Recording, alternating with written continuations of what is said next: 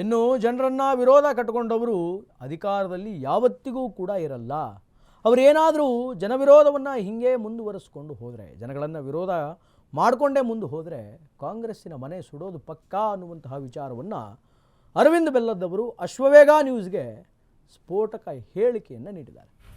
ಅಶ್ವವೇಗ ನ್ಯೂಸ್ಗೆ ಸ್ಫೋಟಕ ಹೇಳಿಕೆಯನ್ನು ನೀಡಿದ್ದಾರೆ ಅರವಿಂದ್ ಬೆಲ್ಲದ್.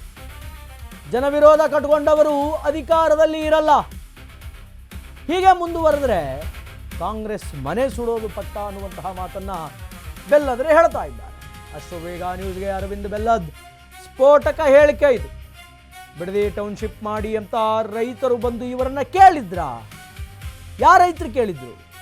ನಮ್ಮ ಭೂಮಿ ತಗೊಳ್ಳಿ, ಹಣ ಕೊಡಿ ಅಂತ ರೈತರು ಏನಾದರೂ ಇವ್ರ ಹತ್ರ ಬೇಡ್ಕೊಂಡಿದ್ರ? ನೋ.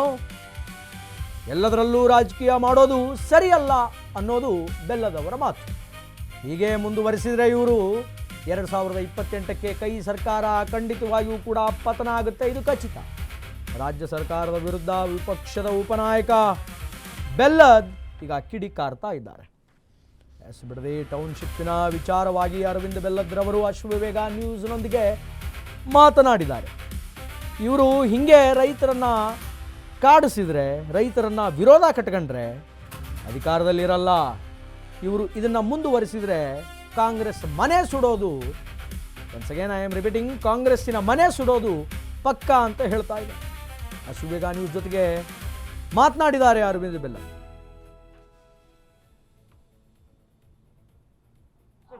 ನೋಡ್ರಿ, ಈ ಪ್ರಾಜೆಕ್ಟ್ ಇದೆಯಲ್ಲ, ಇದು complete real estate project. D K Shivakumar ಅವರು ಬಂದ ಕೂಡಲೇ ಇಂಥ ಪ್ರಾಜೆಕ್ಟ್ಗಳನ್ನ ಅವ್ರು ತಗೊಂಡ್ಬಂದಿದ್ದಾರೆ. ಅವ್ರಿಗೆ ರೈತರ ಬಗ್ಗೆ, ಸಮಾಜದ ಬಗ್ಗೆ, ಜನರ ಬಗ್ಗೆ ಯಾವುದೇ ಕಾಳಜಿ ಇಲ್ಲದಂತ ಸರ್ಕಾರ. ಹಾಗಾಗಿ ಈ ರಿಯಲ್ ಎಸ್ಟೇಟ್ ಪ್ರಾಜೆಕ್ಟ್ ಅನ್ನು ಅವ್ರು ಕೈ ಬಿಡಬೇಕು. ಬೆಂಗಳೂರು ಹತ್ತಿರ ಸ್ಯಾಟಲೈಟ್ ಟೌನ್ ಮಾಡ್ಲಿಕ್ಕೆ ಬೇರೆ ಒಣ ಜಾಗಗಳದಾವ್. ನೆಲಮಂಗಲ ಹತ್ತಿರ ಸುಮಾರು 4,000 ಎಕರೆ ಸರ್ಕಾರದ ಜಾಗ ಇತ್ತು, ಅಲ್ಲಿ ಮಾಡ್ಲಿ ಅವ್ರು ಟೌನ್ಶಿಪ್.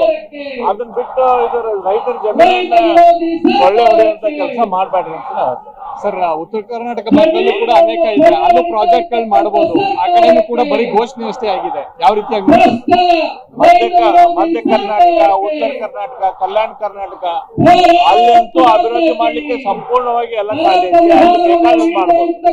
ನೋಡ್ರಿ, ಈ ಪ್ರಾಜೆಕ್ಟ್ ಇದೆಯಲ್ಲ, ಇದು complete real estate project. D K Shivakumar ಅವರು ಬಂದ ಕೂಡಲೇ ಇಂಥ ಪ್ರಾಜೆಕ್ಟ್ಗಳನ್ನ ಅವ್ರು ತಗೊಂಡ್ಬಂದಿದ್ದಾರೆ. ಅವ್ರಿಗೆ ರೈತರ ಬಗ್ಗೆ, ಸಮಾಜದ ಬಗ್ಗೆ, ಜನರ ಬಗ್ಗೆ ಯಾವುದೇ ಕಾಳಜಿ ಇಲ್ಲದಂತ ಸರ್ಕಾರ. ಹಾಗಾಗಿ ಈ ರಿಯಲ್ ಎಸ್ಟೇಟ್ ಪ್ರಾಜೆಕ್ಟ್ ಅನ್ನು ಅವ್ರು ಕೈ ಬಿಡಬೇಕು. ಬೆಂಗಳೂರು ಹತ್ತಿರ ಸ್ಯಾಟಲೈಟ್ ಟೌನ್ ಮಾಡ್ಲಿಕ್ಕೆ ಬೇರೆ ಒಣ ಜಾಗಗಳದಾವ್. ನೆಲಮಂಗಲ ಹತ್ತಿರ ಸುಮಾರು 4,000 ಎಕರೆ ಸರ್ಕಾರದ ಜಾಗ ಇತ್ತು, ಅಲ್ಲಿ ಮಾಡ್ಲಿ ಅವ್ರು ಟೌನ್ಶಿಪ್. ಅದನ್ನ ಬಿಟ್ಟು ಇದು ರೈತರ ಜಮೀನನ್ನ ಒಳ್ಳೆ ಹೊಡೆಯುವಂತ ಕೆಲಸ ಮಾಡ್ಬೇಡ್ರಿ ಅಂತ ಸರ್. ಉತ್ತರ ಕರ್ನಾಟಕ ಭಾಗದಲ್ಲೂ ಕೂಡ ಅನೇಕ ಇದೆ, ಅಲ್ಲೂ ಪ್ರಾಜೆಕ್ಟ್ ಗಳು ಮಾಡಬಹುದು. ಆ ಕಡೆನೂ ಕೂಡ ಬರೀ ಘೋಷಣೆ ಅಷ್ಟೇ ಆಗಿದೆ. ಯಾವ ರೀತಿಯಾಗಿ ಮಧ್ಯ ಕರ್ನಾಟಕ, ಉತ್ತರ ಕರ್ನಾಟಕ, ಕಲ್ಯಾಣ ಕರ್ನಾಟಕ ಅಲ್ಲಂತೂ ಅಭಿವೃದ್ಧಿ ಮಾಡ್ಲಿಕ್ಕೆ ಸಂಪೂರ್ಣವಾಗಿ ಎಲ್ಲ ಖಾಲಿ ಐತಿ, ಅಲ್ಲಿ ಬೇಕಾದ್ರೂ ಮಾಡ್ಬೋದು. ನೋಡ್ರಿ, ಈ ಪ್ರಾಜೆಕ್ಟ್ ಇದೆಯಲ್ಲ, ಇದು